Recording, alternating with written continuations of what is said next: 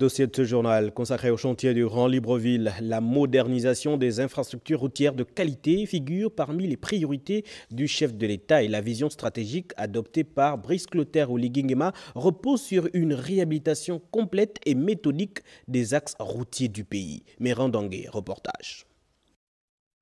La route, voie de communication, est un facteur de développement sans lequel aucun pays ne peut atteindre ses objectifs. Le gouvernement met en œuvre des stratégies pour favoriser la connectivité nationale, la jonction entre les localités et soutenir le développement économique. C'est à ce titre que le chef de l'État, lors de son investiture le 3 mai dernier, a réaffirmé son engagement de doter le pays d'infrastructures routières de qualité. La vision stratégique adoptée par le numéro 1 gabonais repose sur une modernisation complète et méthodique des infrastructures du pays. Dans le domaine des infrastructures, nous devons reconstruire notre tissu industriel, développer les services et créer les emplois, bâtir des infrastructures de qualité, routières, portuaires, ferroviaires et énergétiques sont autant d'actions qu'il faut à l'évidence mener. Par ailleurs, lors du premier Conseil des ministres qui s'est tenu le 8 mai dernier, le président gabonais a décliné sa feuille de route articulée autour de 6 piliers stratégiques issus de son projet de société, structuré en 15 engagements prioritaires pour le septennat. En réaffirmant ces engagements prioritaires en matière d'amélioration des conditions de vie des populations, la finalisation du réseau routier interconnecté dans la 5e République sera une réalité. Initiées pendant la période de transition, plusieurs voiries urbaines du Grand Libreville ont été achevées et même livrées. D'ailleurs, nos reporters ont fait le constat. Évrard Mata et Varis Ndontomo, regardez. Plusieurs axes routiers du Grand Libreville ont bénéficié d'un programme de réhabilitation et d'extension. Une initiative conçue pour établir et améliorer les infrastructures existantes et développer de nouvelles voies pour une circulation sécurisée et plus fluide. Une action saluée par les populations riveraines. Vraiment, je vous assure qu'il y a eu quand même une progression parce que à Nakiri, dans les années 80 et 90, mais ce n'était pas ça. Là, aujourd'hui, il y a eu une belle amélioration par rapport à 20 ans en arrière parce que Nakiri n'avait pas de poussière. Et là, franchement, avec les pavés, ça nous réconforte. Au nombre de voies rénovées ou construites, on note la route reliant le boulevard Triomphal au quartier Cocotier, Carrefour Sobraga, complexe scolaire d'Alé-Nakiri, 3 quartiers Gabopri derrière la prison, Carrefour Sni, cité Sni, le siège du SAMI social, quartier Plaine Oroti. La liste est non exhaustive. Effectivement, il y a plus de moyens de transport. Les gens sont plus mobiles qu'avant. Parce que pour avoir les taxis avant, les taxis ne venaient pas passer n'importe où. Et même les transbus, à un moment donné, les élèves, les transbus de l'empresse. À un moment donné, les transbus arrivaient. Je pense que ça est certainement encore le temps. L'opération de reconstruction et d'extension des voies principales et secondaires du Grand Libreville permet d'assurer une meilleure mobilité des personnes et des biens, mais aussi la connectivité entre 2 ou plusieurs quartiers. Et si ailleurs, les routes sont bonnes, dans d'autres zones, ce n'est pas du tout le cas. Une situation qui pénalise certains compatriotes. Daniel Jemima Boukabuka et Jean de Dieu Mambondo.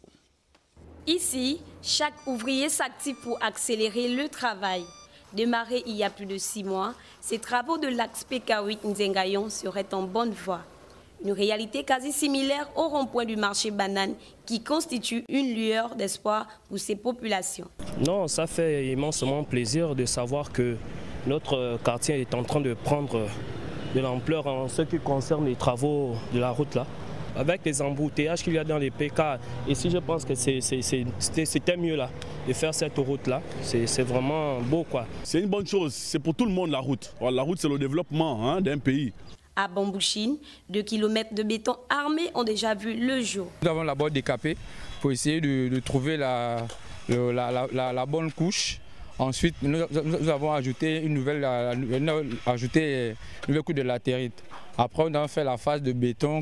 On a séparé le tronçon en PK. Actuellement, nous sommes au PK2. Les travaux se poursuivent au PK3. Là-bas, c'est la couche de latérite qu'on a été d'ajouter pour avoir les 4 km prévus bien remblé pour la latérite. La route, véritable facteur de développement pour un État, s'inscrit en ordre prioritaire dans la feuille de route du président de la République qui, à travers ses avancées, souhaite redorer l'image de la nation gabonaise. Voilà, vous avez plutôt suivi des chantiers qui sont en cours actuellement. Revenons sur des zones qui sont peu praticables par les compatriotes dans ce reportage signé Daniel Bouka. C'est la Croix et la Bannière.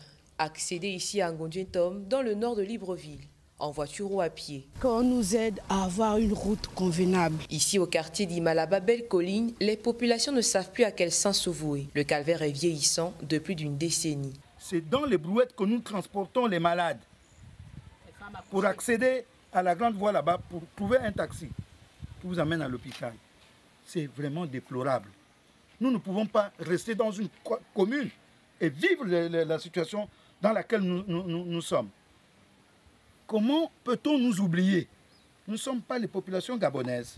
Imaginez un enfant de 9 ans qui reste dans Belle-Colline et qui apprend par exemple au lycée d'État. À Iaï, vers la zone dit OPT, le spectacle est désolant, comme vous pouvez l'observer. On paye 300 pour arriver jusqu'à Iaï.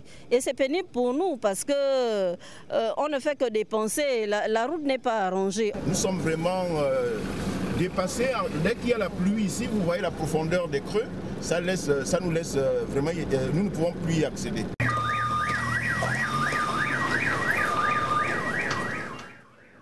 Que dire de cette route qui traverse l'hôpital régional de Mélène et celle du PK7 Terre Nouvelle? Ces dégradations rendent pénibles les tronçons et ternissent l'image du pays. Allons à Lambaréné avec Yves Malik constater la destruction progressive de certains axes routiers. On regarde.